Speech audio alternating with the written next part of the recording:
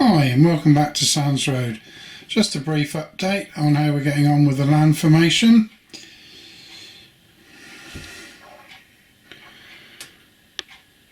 As you can see, we've started to put in a new footbridge. Bridge abutments were bought from a well-known auction site.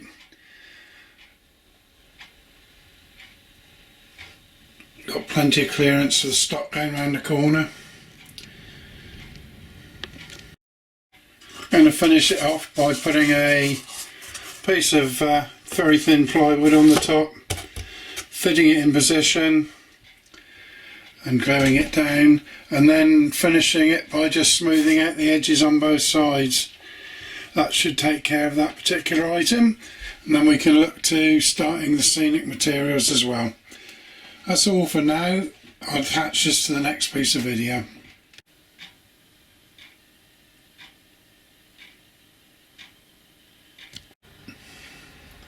Moving on, we've now got the tunnel, or the bridge I should say, in place.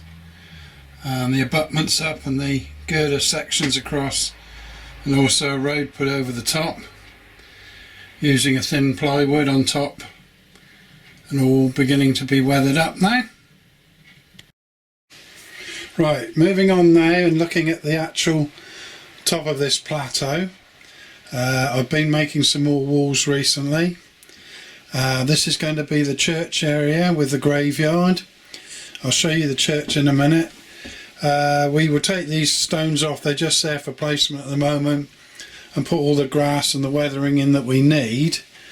These come, some of them have been shop bought and others made from coffee stirrers, which will be glued in. The joy of working with wall insulation is you can make a little slit with a knife and just they'll go in straight away. All kinds of different mediums using here, which I'll go into in a minute. So we've got our car park area up here. The actual road surface going up, I've darkened it slightly by not weathering it so much as giving it a coating of very diluted PVA, which it set it off just a little bit more of a darker colour, only as far as there, so I've got to do a little bit more as we go through. But obviously you'll have materials on the side like this green material, and the bits, it'll all be filled in bit by bit, and some trees and things. Got a police car up there, he's keeping an eye open of people coming out of church in case they've hit the communion wine too hard. The other cars, I've got to get some more cars when I get to an exhibition or something soon. As you can see, most of the outline work's been done for the church, and the church will sit just there in the middle like NASPAR, and hopefully that doesn't look too out of place. As I say, we'll put in all the greenery and stuff surrounding that. There is a light in the couple of lights in the church which will be wired up at a later date. So that's as far as we got on this corner at the moment. Looking down here, we've put in like a road base, a painted road base this time, and this is now all glued in, ready for, it's going to be a semi-industrial area probably. That's probably going to be just about the position of the signal box, so this area will be built in next. We might change the bit at the back that's at the moment brown to a more greener effect to match up with the back scenes, and we've done a bit of ballasting here. Still got to paint the inside of the track. Right, the mediums that I've been using, they don't have to cost you an arm and a leg. I'll go through some of them now. Some of them are bought, some of them are found quite easily outside. Starting on the right here, we've got some sand from a particular beach, and most of these beaches are in Cornwall, just a small amount. Then we've got real soot from a chimney, which is always very good for as a weathering powder as well. Then we got all the kind of bits and pieces, small twigs, bits of mossy stuff, put in a blender. Then we got actual potash from the any old bonfire really, and sometimes you find different colours in that. Then we're looking here at, that's peat from a compost just put through a sieve. The hand warmers you can buy, inside those you'll get this light brown material, which is a nice loose stuff. We've got some budgie grit here that go in the bottom of a budgie cage. We've got a bought grit here, which is like an N-gauge grit, Pico N-gauge grit. We've got the remnants of what came off the shed felt, which is like a slate colour, bluey slate colour. Another different type of beach sand, and again another type of beach sand.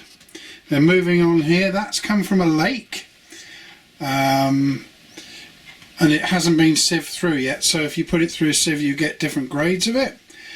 There's a large amount of like a dust which make fantastic beach scenes, although I haven't got a beach scene in this particular layout. That's come from where slabs have been cut up, and this is the residue powder left over. That's a bought one there. And then we come down to another beach, and then we've got a 00 gauge grit here. We've got some beach sand there, and then we've got some bought products here which are from Woodland, SCENIC and Jarvis, or Javis I should say. Coming back over here, when we do start to put any of the coloured items in, we've got a green in there. I've got several of these different ones which I'll show you when we actually do the actual scenic side of those. The two important things is to have a sieve. These are just ordinary tea strainers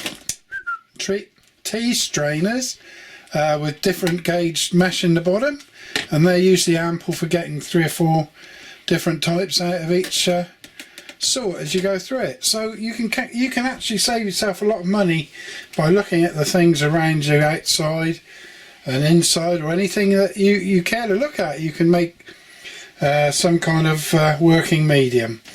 I think we're going to call this video a wrap now before I do any more. I'd like to thank the new subscribers that have come along since the last video. I put a shout out to Alan at Dragon Junction on his 70th birthday, and many others which I've watched, and some of them I subscribe to, and I hope you're having a great summer. It's a lovely sunny day here in Cornwall, and I think we've got another 2 weeks of this to come yet, at least.